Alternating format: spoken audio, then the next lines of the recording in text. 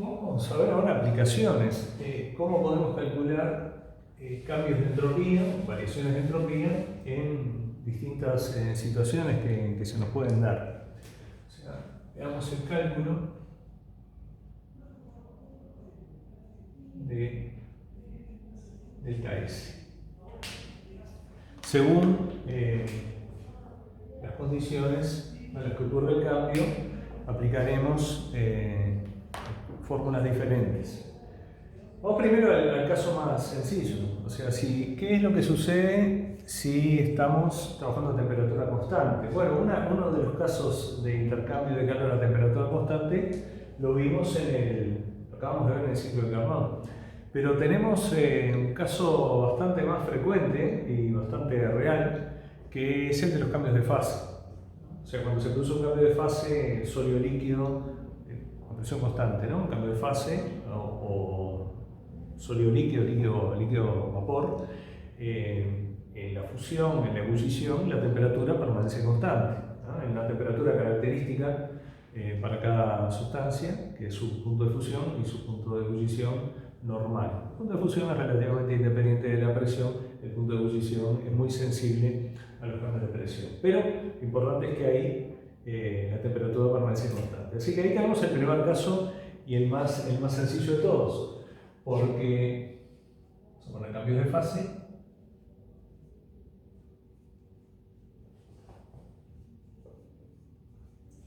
Y bueno, si el cambio ocurre a presión constante, que es lo más común, o sea, podría darse otras situaciones, pero si ocurre a presión constante, el calor intercambiado, recuerden que el calor intercambiado a presión constante es igual a la variación de entalpía del sistema.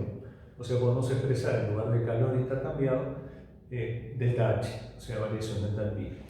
Bueno, el delta S, el cambio de fase, delta S el cambio, para no referirnos a uno en particular, ese cambio puede ser la fusión, puede ser la vaporización. El delta S el cambio va a ser igual al cociente entre el delta H del cambio, por ejemplo el delta H de fusión de hielo, que es un dato que podemos obtener de tablas. Además, delta H del cambio dividido la temperatura a la que ocurre el cambio. Que eso depende de la sustancia. O sea, en el caso si estuviéramos hablando de la fusión del hielo, la temperatura de fusión del hielo es 273 Kelvin, o sea, 0 grados Celsius. ¿No? Acuérdense que la temperatura siempre va en Kelvin, ¿no? Si le ponemos 0 grados Celsius acá, nos da un cociente indeterminado y eso está mal. No es un error menor, es un horror. Así que ahí tenemos nuestra primera fórmula muy sencilla.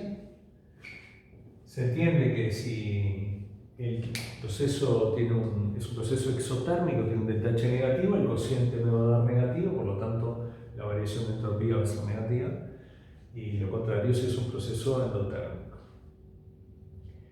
Otra situación que puede darse, o sea, eso es cuando la temperatura permanece constante, pero esta situación es muy común.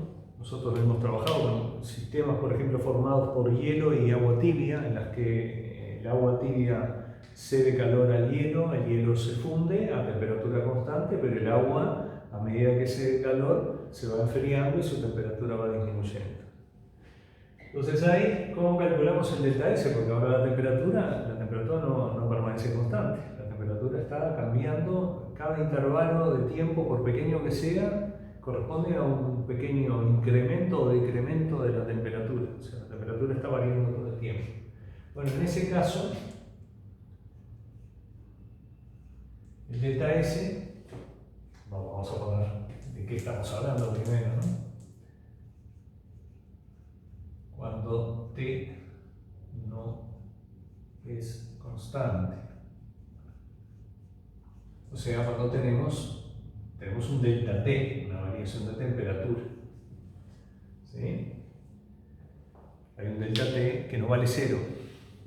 En este caso, delta T valdría 0, por eso no podríamos utilizar esta expresión para la que vamos a ver ahora para calcular la variación de entropía. Bueno,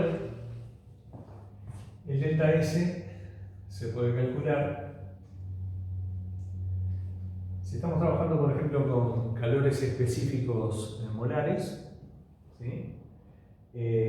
Podemos trabajar también con calores específicos por gramo, no hay ningún inconveniente, pero si lo hacemos con calores específicos por mol, lo podemos expresar de esta manera: N por el calor específico, si el proceso fue a presión constante, que es lo que ocurre habitualmente, calor específico molar, presión constante, específico molar, indicamos con el techito.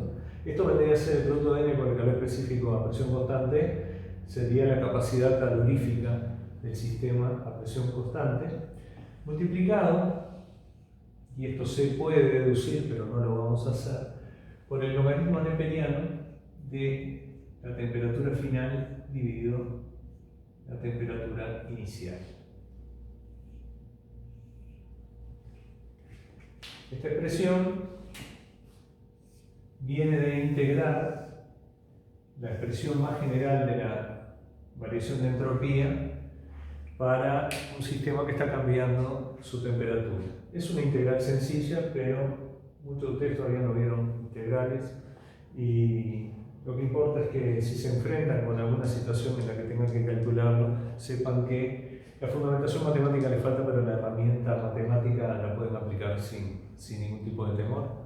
Es muy sencillo. Recuerden que es el logaritmo neperiano de las temperaturas final e inicial en Kelvin, y es el cociente, es el logaritmo del cociente, no es el logaritmo de T final dividido el logaritmo de T inicial, o el logaritmo de T final dividido T inicial, todavía peor, ¿sí? El paréntesis ahí no está de más. Esa sería otra de las situaciones. Por ejemplo, para el agua que se está fundiendo, para el hielo que se está fundiendo en contacto con agua, hielo es agua, ¿no? Con agua tibia que se está enfriando. Si yo quiero calcular la variación de entropía del hielo, utilizo esta expresión, porque la temperatura del hielo permanece constante mientras se funde. Pero si quiero calcular la variación de entropía del agua líquida, tengo que usar esta expresión, ¿sí? Porque su temperatura va cambiando todo el tiempo.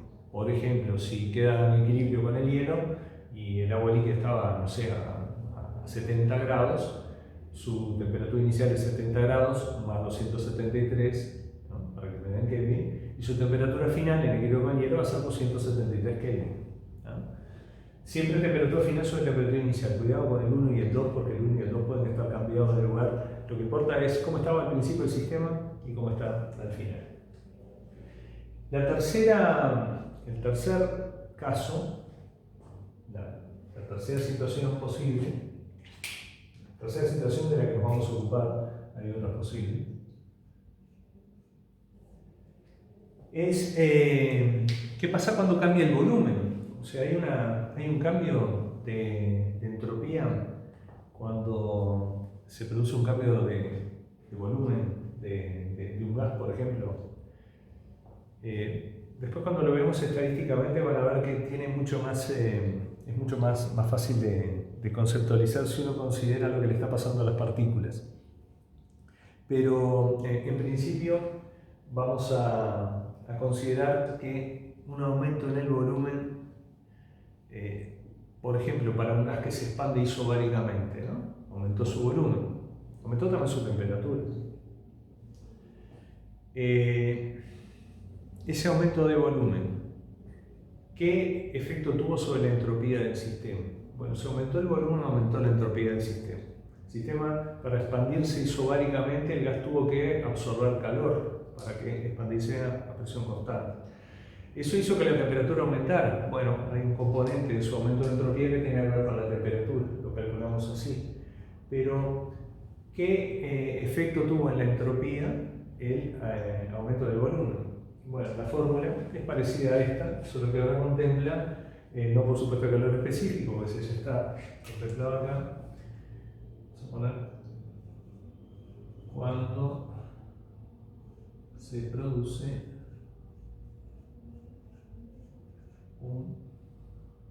una variación de volumen. O sea, una variación de volumen no tiene por qué ser una expansión, ¿eh? Un volumen diferente el inicial del final. Bueno, cuando hay una variación de volumen, quiere decir que tengo un volumen inicial diferente del volumen final. La variación de entropía se puede calcular usando esta fórmula. N, ¿no?, la cantidad química,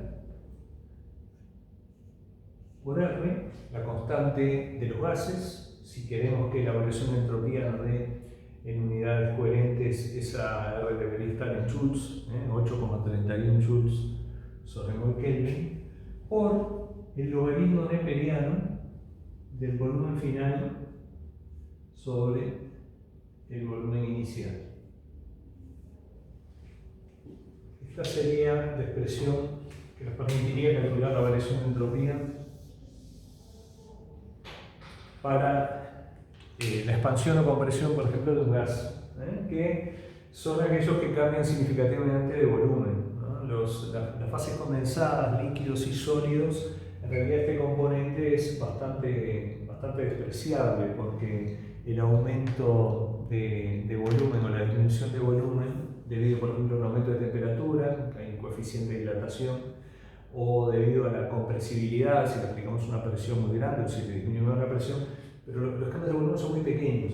Por lo tanto, las variaciones de entropía debidas a cambios de volumen en fases condensadas, líquido y sólido son bastante pequeñas y las podemos generalmente despreciar. No así lo que tiene que ver con los cambios de temperatura. Pero para gases es fundamental, porque los gases son muy sensibles a los cambios de temperatura.